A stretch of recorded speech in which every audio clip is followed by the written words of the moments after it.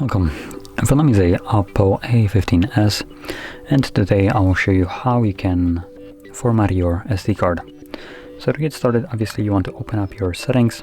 From here, we'll navigate to the additional settings where the storage is located at.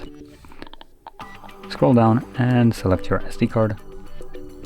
And here you'll find format option. So click on it.